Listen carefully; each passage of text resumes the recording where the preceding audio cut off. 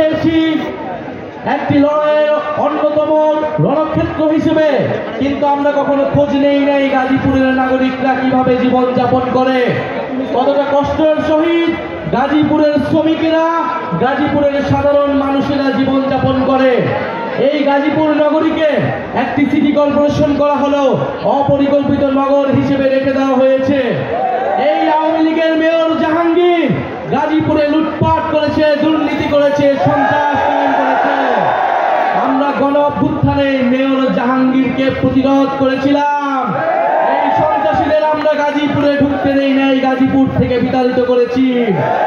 কিন্তু দুঃখের বিষয়ে গাজীপুরে এখনো স্বৈরাচারের দোষরেরা বিভিন্ন জায়গায় রয়ে গিয়েছে। ইনশাআল্লাহ আমরা এই সকল স্বৈরাচারের দোষর এবং সন্ত্রাসীদেরও বিতাড়িত করব। আমরা শুনেছি আজকে গাজীপুরে মাথাচাড়া দেওয়ার চেষ্টা করেছে মুজিববাদী সন্ত্রাসীরা। আমরা হুঁশিয়ার দিতে চাই, বাংলাদেশে যতদিন গণ অভ্যুত্থানের শক্তি জীবিত আছে, রাজপথে গণ অভ্যুত্থানের শক্তি সক্রিয় আছে, আওয়ামী লীগ এবং মুজিববাদী শক্তিরা কোথাও দাঁড়াতে পারবে না।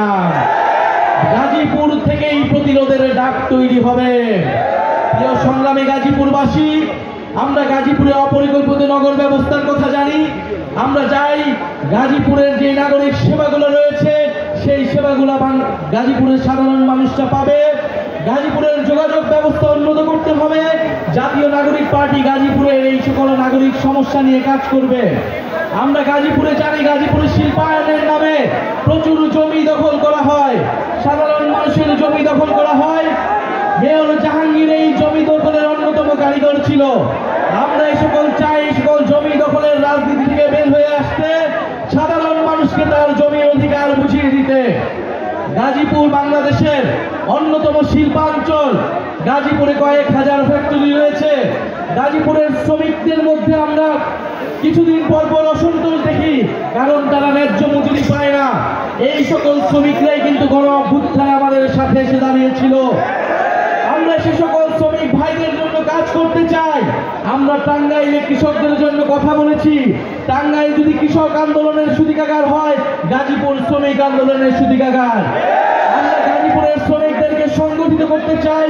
যেই নতুন বাংলাদেশ আমরা আকাঙ্ক্ষা করি, সেই নতুন বাংলাদেশে শ্রমিকের অধিকার নিশ্চিত করা হবে। যতদিন না আমরা শ্রমিকের ন্যায্য মজুরি নিশ্চিত করতে পারি, ততদিন বৈষম্যহীন বাংলাদেশ সম্ভব নয়।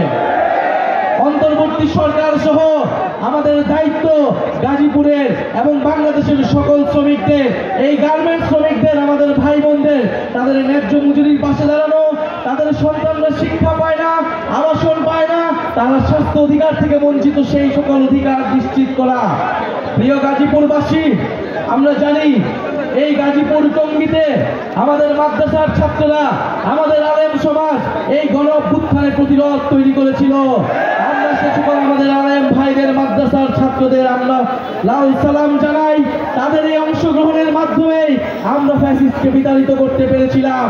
প্রিয় গাজীপুরবাসী, আমরা গাজীপুরে এসেছি, গাজীপুরের সমস্যা নিয়ে কথা বলতে চাই। জাতীয় নাগরিক পার্টি গণ অভ্যুত্থানের পরে একটি নতুন বাংলাদেশের স্বপ্ন দেখে, একটা নতুন গাজীপুরের স্বপ্ন দেখে। আমরা সেই গাজীপুর তৈরি করতে আপনাদের সহযোগিতা চাই। গাজীপুরকে জাতীয় নাগরিক পার্টি এবং গণ অভ্যুত্থানের অন্যতম দুর্গ হিসেবে প্রতিষ্ঠা করতে চাই। আপনারা কি আমাদের সাথে আছেন? আপনারা কি আলী নাসির ভাইয়ের সাথে আছেন? আপনারা মেজর মাহমুদ ভাইয়ের সাথে আছেন? আপনারা মুহিম ভাইয়ের সাথে আছেন? আপনারা সোহেব ভাইয়ের সাথে আছেন? আমাদের কেন্দ্রীয় কমিটির এই চার কাণ্ডারি আপনাদের গাজীপুরে রাজনীতি করে যাচ্ছে। গাজীপুরের মানুষের অধিকারের জন্য, গাজীপুরের মর্যাদা নিশ্চিত করার জন্য লড়াই করে যাচ্ছে। প্রিয় গাজীপুরবাসী, আমরা বলেছি 5ই আগস্টের মধ্যে জুলাই সনদ এবং জুলাই ঘোষণাপত্র হতেই হবে।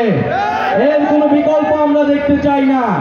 সরকার জুলাই সনদের খসড়া প্রকাশ করেছে, কিন্তু আমরা বলেছিলাম জুলাই সনদ সংস্কার শুধু ঐক্যমত হলে নাই, সংস্কার কিভাবে বাস্তবায়ন হবে সেই বিষয়ে ঐক্যমত হওয়া লাগবে।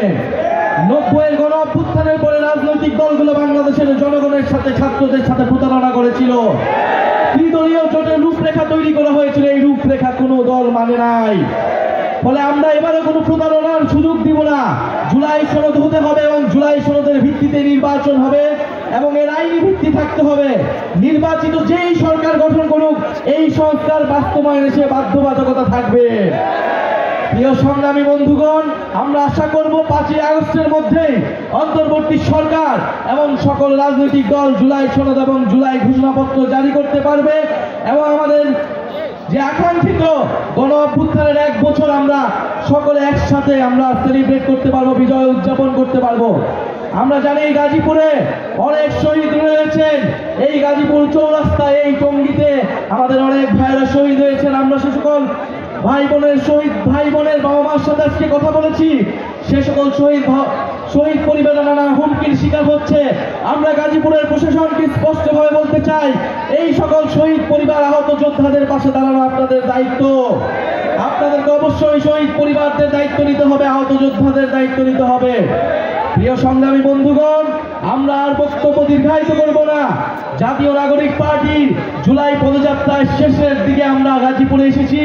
ইনশাআল্লাহ গাজীপুর যেভাবে গণ অভ্যুত্থানের মধ্য দিয়ে জাতীয় নাগরিক পার্টিকে বাংলাদেশকে একটি নতুন দিগন্তের দিকে নিয়ে গিয়েছে, এই লড়াই এই সংগ্রাম অব্যাহত থাকবে। আমরা ইনশাআল্লাহ গাজীপুরে আসব। গাজীপুরে আমাদের কেন্দ্রীয় কমিটির যারা রয়েছেন আপনারা তাদের হাতকে শক্তিশালী করবেন। জাতীয় যুব শক্তির নেতৃবৃন্দ রয়েছেন এবং আমাদের গণতান্ত্রিক ছাত্র সংসদের নেতৃবৃন্দ রয়েছে।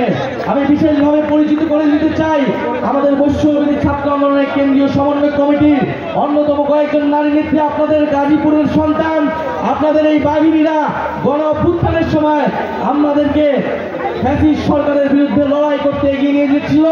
আমাদের সাথে রয়েছেন ঢাকা বিশ্ববিদ্যালয়ের মেধাবী শিক্ষার্থী রাফিয়া রেহনুমা রিদি, আমাদের সাথে রয়েছে হাফসা, আমাদের সাথে রয়েছে আরিকা তাহাজিনা। তারা কেন্দ্রীয় সমন্বয় কমিটিতে ছিল এবং এই গণ